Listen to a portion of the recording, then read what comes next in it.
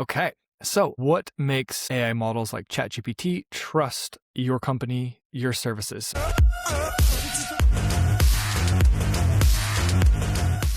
When someone is searching for who's the best dental implant surgeon, how does it actually decide who it trusts? Those models, when they go to that page, they're looking for certain things. And you can see this in the answers. When they would recommend someone, they'll say, we like this person because of this reason, or we like this person, but they're missing this. Or when you look at a company, like, why aren't they being recommended? If you ask those questions, you can get some answers like, well, there's uncertainty around these sort of areas. So we have built a tool to help you figure out if your site, if your page, your landing page is trustworthy by the AI models. So this here is our page grader tool. So the way this works, link in the show notes. Yes, of course. We'll put in your URL. Let me go ahead and run one of these while I'm showing this. So here we've got one. It's a dental implant clinic.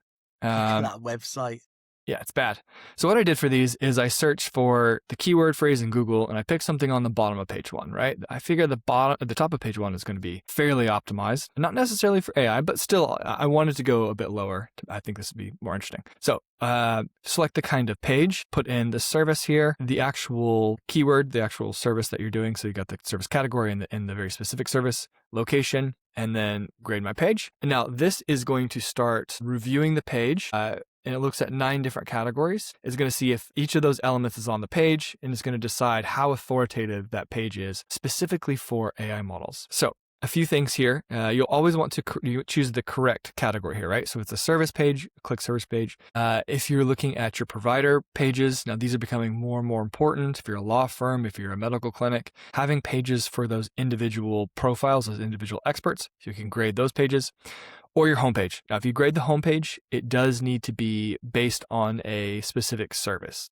If you are a personal injury law firm, you could use the homepage. But let's say you're a medical spa with 30 different services, and the homepage does not focus on a single one, that you wouldn't want to use the homepage. A category here, the drop down, so you can select the category. This is only professional services, so if you don't see it in here, it's not one that we've evaluated. And then here's where you'll put in the actual service, like we've got rehabilitation center, dental implants. You see some other ones I ran, and the location. So, okay, so this is done running for Dr. Joe the dentist. Great domain name. Does it identify how bad the domain name is? That's a great domain name. I don't know what you're talking about. Okay, so we got a score over here of 54 out of 100. Okay, so first we've got the analysis of what is going on. This will walk you through what it saw on the page and what is missing. I won't read through that because we'll go through each individual category. It'll score each individual category, tell you what you're doing well, telling what you're missing and what you need to add. So the first category, professional entity clarity, it gives a 70. And then we've got some tips here. Do this. So add a short introductory block at the top of the page that explicitly states your practice name, Dr. Joseph G. McCarthan's role, implant dentist. So even if you're like this dental clinic does other things, right? It says you need to have a spot on the page that lists the practice name, list this specific service along with the other business information, right? So that makes it easy for this page, for the model to, when it goes to this page, to find all the information it needs. That means it doesn't need to go back to the home page. It doesn't need to go search for this other information because it's trying to quickly verify, is this a real business? Do they do this service? Are they authoritative in this service? And so, maybe it's not hard for it to figure out if it's a real business, but it's got to compile all this information quickly. And these are the kinds of things it's looking for. Next category, specificity. You always struggle with this word, don't you? Do you want me to just say it? Yeah, next time. I can't do it. I'll just point at you and you do the word.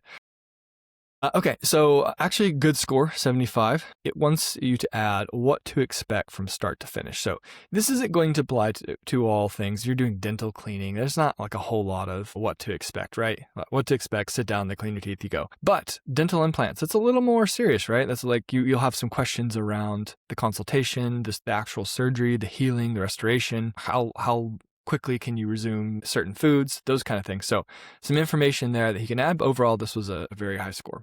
So that's actually talking about how specific you are at explaining the full service. Mm-hmm. Right. So that's going to, we've seen that crop up time and time again, haven't we? Right. Yeah. Where it's lacking, but okay. Yep. And then, yeah, the more complicated the service, the more information you're going to need on that page. And just to explain, that word specificity is the focus Specificity. there, isn't it? It's not just we Yeah. do, the service is dental implants. We will remove teeth and put new teeth in. It's everything that comes Yep. before, after, and everything in between. Like, get specific. Actually, yeah, absolutely. And then a lot of businesses would have already created content around this, but they wouldn't have much on the service page, right? So this isn't like create an entire blog post covering every possible thing. It's have the big things there, and then you can link out to that post where you maybe go into way more detail on the recovery or whatever the aspects are. Okay, next section, provider credibility. So low score here, 45. And you can see he's Dr. Joe, right? Was it Dr. Joe? Yeah, Dr. Joe. So he's very clear that he's on here, right? So you would think it would do pretty well on this, but it gave it a 45.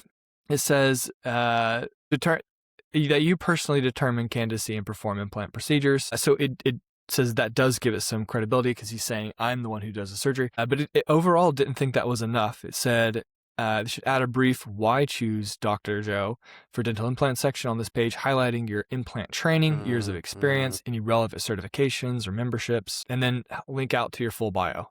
Go back to that page and let's just see that that's lacking.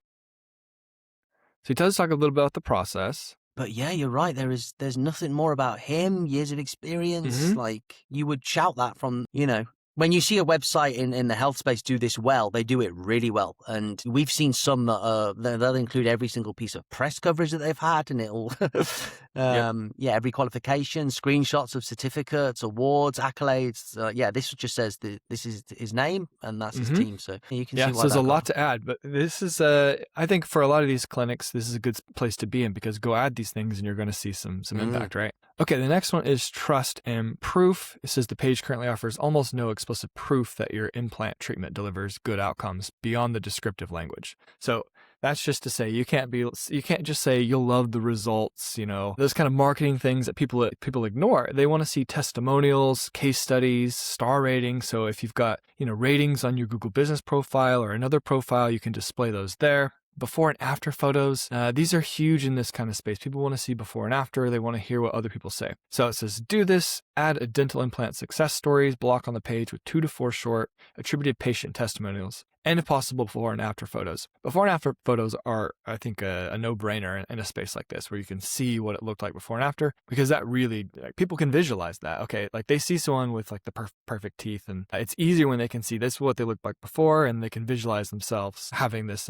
and changing their smile. Okay, AI answerability. Actually, I'm surprised this one was as high as 60, but it says it provides clear signals that you offer comprehensive dental implant services. So this is really because this page is dedicated to this one service. This would be a much lower score if, let's say, they had a collective page that talked about several dental services, right?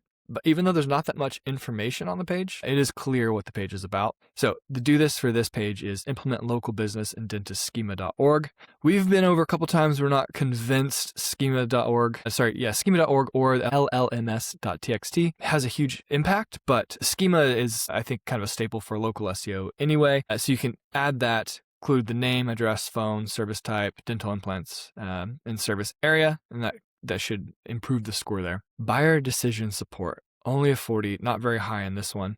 So it wants you to add dental implants FAQs. FAQs are great for service pages. People have lots of questions when they're thinking about a service. So here it says you can address cost ranges and factors, insurance and financing, recovering discomfort, candidate requirements, longevity and maintenance, and what happens at the initial consultation. So easy section to add that will give more information about the buyer decision questions. It seems like a misstep not to have an FAQ on. I agree. This is information. A lot of this is information you should have just for your Google efforts as well. But I think this tool is great because it just breaks down each individual category and tells you what to add. All right, local market relevance. So 75 on this one, does very well. To improve this one, we could add a little paragraph saying we're serving Chicago's Beverly, Mount Greenwood, blah, blah, blah. So the communities that it does serve, just being a little more clear on the page. Third-party authority signals, 25, not good. So add logos and outbound links to relevant professional bodies you belong to, the ADA, GD, AAID, and a discrete read our reviews link to your Google or other reviews profile on the page.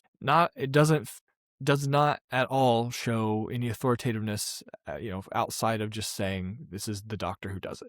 So easy wins there. And then the last one, conversion readiness, 55. You should add a clear, visually distinct schedule your dental implant consultation, call to action block on the page with the phone number, a link to simple form, something like that. Make it easy for them to take the next step. That should help conversions as well. Now, if we go down on this, we can see more information as to the strengths and gaps, what the page does well, the main authority gaps, missing signals, and then some buyer questions that these are the questions that were answered. These are the questions that the AI models were having. So when people are doing research, these are the kind of questions that people are going to be asking that you should be adding to your page. So this, I think, if you're curious if your dental page is getting good visibility, go check out this tool. It'll help you improve that score and get more visibility.